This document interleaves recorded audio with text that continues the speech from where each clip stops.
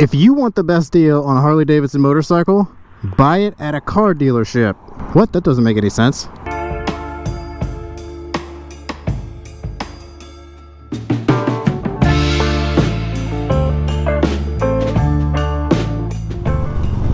Alright everybody, what is up? What is up? As always, thanks for stopping by to another video today. We are out on the Harley Street Bob on the lovely streets of, not Philadelphia, but the suburbs of Philadelphia. We are on Westchester Pike, heading east back into the city after a little bit of a ride we got going on here. Westchester Pike runs through like Delco, I guess, Newtown Square, Havertown, places like that, if anybody's familiar with those. But anyways, it is finally time to tell you guys the true story behind how I acquired this 2022 beautiful Redline Red Harley Davidson Street Bob. I've been getting a lot of questions on how'd I get it, what was the price, where did I get it, blah blah blah, all this stuff, and the time has finally come to answer those questions. Been getting all those questions, YouTube, Instagram, all that stuff. I've been saying, hold on everybody, we'll tell you the story, don't worry, it's coming. But I mean, not like it's like a super crazy, like wild story or anything like that, but it is pretty interesting how I picked this thing up. A little bit of intricacies, a little bit of detail that I'm going to run through with you guys right now, and a huge bit of risk, in my opinion, that I was a little concerned with picking this thing up. Definitely some risk associated with how and where I got the bike, and of course I will go into full detail on that. And let me know what you guys think after you hear it. Was it a risky move or not? Let me know what you guys think down in the comments after you hear it. Let me know if you think it was risky. But anyways, to start off this story, I'll try not to ramble on too long, because Lord knows I can ramble on. But everybody knows I've been looking for a Street Bob this year. I was kind of looking at like 20 to 21 models. I really liked the black 20s with the Harley Davidson emblem on it, and it was 107. I mean, I was okay going 107 or 114 either way.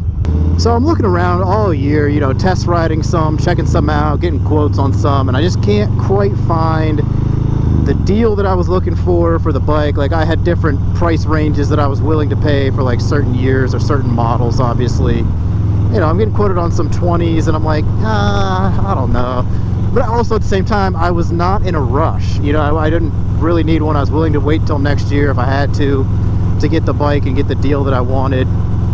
So I'm browsing around, I'm taking a look on Facebook Marketplace.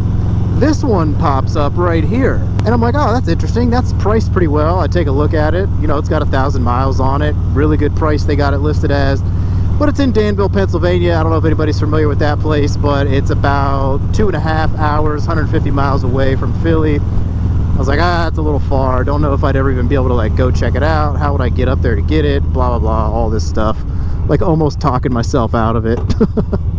And so the other thing too was it was at a car dealership, and I'm like, what are these guys doing listing, you know, this almost practically brand new motorcycle? I'm like, why is this at a car dealership? Like, they don't know anything about this bike, like whatever, I don't know. So I'm just kind of like, whatever, and just forget about it, you know, write it off in my head, whatever.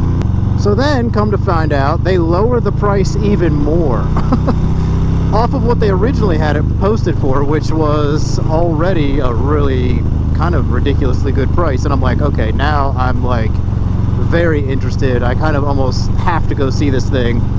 And now I'm not some like meant to be type person, serendipitous person or whatever, but I just so happened to be traveling through the Danville, PA area like within a couple days of them dropping that price down.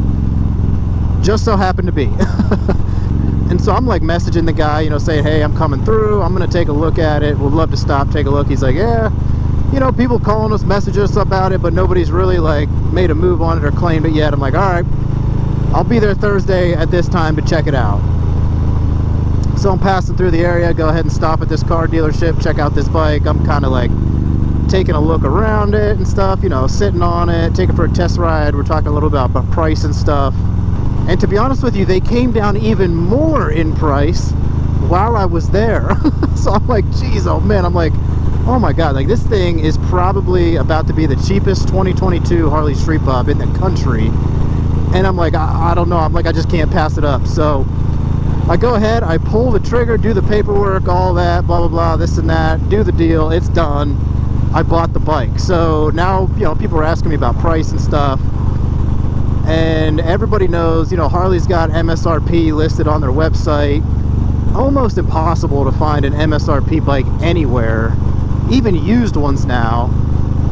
And so, what did I get the price of this bike to? Well, I mean, I won't give exact numbers, but let me say this. If you take a look on Harley's website for MSRP of a Street Bob, and then the Redline Red, I got this bike just about for that price out the door, or just a tad cheaper. Now, let me remind you, out the door, tax, everything, title, whatever, all that stuff they did, out the door. I'm not saying MSRP and then plus Harley's docking fees, freight fees, shipping fee, all this stuff that you get at the Harley dealer. Because a lot of people like to brag about deals they get. Oh, I got this for MSRP, blah, blah, blah. Like, yeah, you might have as base cost, but then I know you paid tax, you paid title, you paid all this other stuff, freight, shipping, prep fees, all that.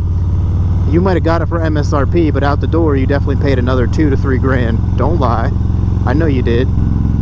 I'm saying I got out the door for somewhere around, I'm not going to tell you exactly what, but I got out the door with this bike, 2022 Harley Davidson Street Bob Redline Red, 1,000 miles out the door, pretty much somewhere I would call it right around MSRP. Again, out the door. So I had to pull the trigger, had to do it. So what was the next step to the story? Well, the bike's in Danville, PA. I'm just passing through for traveling. Now I got to figure out how to get back up there and pick this thing up. And obviously I work, friends work. How the hell am I going to get up to Danville, PA and pick up this motorcycle? Well, another, whatever you want to call it, meant to be moment or serendipitous moment. I was off work a couple Fridays ago because I was supposed to go to Trog, the Race of Gentlemen. Well, what happened to Trog, the Race of Gentlemen? It was canceled due to weather that was starting to creep in. So I'm on the phone texting literally every person I know. Hey, you off work, blah, blah, this and that. Can I get a ride? How am I get up here? Can I get a ride? Can I get a ride? And wouldn't you know it, who was kind enough and nice enough to come through for me to get me a ride up there to Danville, PA?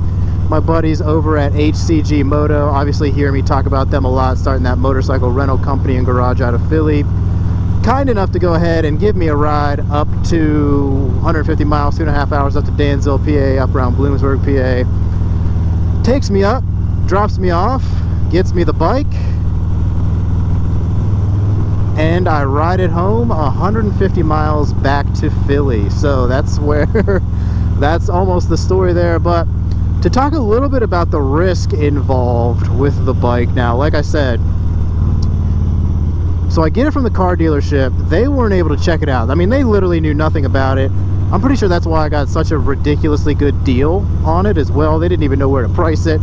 And I mean, they admitted that to me as well. They're like, we don't know anything about it. The guy traded it in on a Jeep. I guess his girlfriend wanted him to trade it in for a Jeep, and they took it. They did that deal. So I don't know if that guy's tuning in, but hey man, appreciate you. I got your bike. I got a great deal on it. I'm gonna take care of it. Thanks to you, buddy. You the real MVP. But anyways, like I said, I mean, that's the risk with this bike right now. So like I said, it's been handling great, everything so far. I'm gonna get a 1K service done on this thing just to get it checked out, make sure everything is good to go. But like I said, it handled 150 miles back to Philly perfectly. I did some highway, did some back roads, some stop and go traffic, and everything seems to be in properly working order, which makes me feel comfortable. The other thing is, you know, no service history, no paperwork, I don't know anything about the warranty. I got to look into that. I don't know if warranty follows the bike. I don't know if there's anything that needed to be transferred. I didn't get a service manual. I only got one key. So that was a little bit of the risk involved. I mean, was that a good move? I don't know. You guys let me know. It seems to be working out okay for me so far. Drop it down in the comments if you think it's too risky. Would you have done that deal? If you were looking for this bike, drop it down in the comments. Let me know. Would you have done this deal, or would that be too risky for your blood? I got to look into some of that warranty information. I think it just follows the bike, but I'm not entirely sure. I would like to have a service manual too, but I don't know. Maybe the dealerships have those. Also, not entirely sure on that, but we're gonna have to go ahead and figure that out. But yeah, I don't know, the way everything worked out with the price, and like I said, some of that stuff that just worked out in luck, I was willing to take that risk for kind of the way that it worked out. You know, being able to happen to be traveling through there that day to buy it, being able to get that ride back up there to get it, the deal that I got, everything lined up in my favor. Like I said, not the craziest story in the world. I'm sure there's other stories where people have come into getting bikes in some more crazy, wild, or more peculiar ways, but I just thought it was very interesting, you know, the bike itself, the deal that I got, the details on, you know, how I got to get it, buy it, go back up and get it. Everything just kind of aligned like perfectly, it seemed. It just seemed like it was the right thing to do. I just had to do it. But like I said, absolutely loving the bike so far. Like, it's just such a great experience. No regrets at all whatsoever at this point. I'm excited to really start throwing some mods on here. We're going to do some other videos, future videos coming up. You know, what are my future plans for this bike? What are we going to do to it? Where are we going to go with it? What modifications are we going to throw on it? I'm excited for all that stuff. Excited to share all that stuff with you guys out there as well. Again, if you have any questions on how I got this bike, how I found it, acquired it, anything else about the story you want to know, definitely drop it down in the comments. Let me know if you have any questions on the Street Bob itself and my short experience with it so far. Definitely drop that down there. But obviously also don't forget, we still have the Sportster, so now we're going to be rolling with Street Bob content, Sportster content. Also got another video coming up as well that I want to get out to you guys, talking a little bit about future plans with the Sportster also. So what are we going to do? We got two bikes now. What are we going to do to the Sportster? Let me know what you think we should do to it. My plan, probably we're going to do, we're going to strip it down a little bit. I think we're going to really kind of like rat rod that thing out, but that's going to be a whole nother video. We'll talk about future plans for the Sportster. So I think that is going to wrap it up for now as we finish out this little fall ride for the day down Montgomery Ave through Ardmore, Pennsylvania. Let me know what you think about that story. I'm happy to be on this bike now. Hope you guys are looking forward to more Street Bob content coming up. As always, be a friend, tell a friend. If you like anything we got going on here, subscribe to the channel, like this video. Make sure you ride safe out there. As always, we will catch you on the next one. Make it a good one, guys. It's the Moto Jawn. We'll see y'all on down the road. Peace.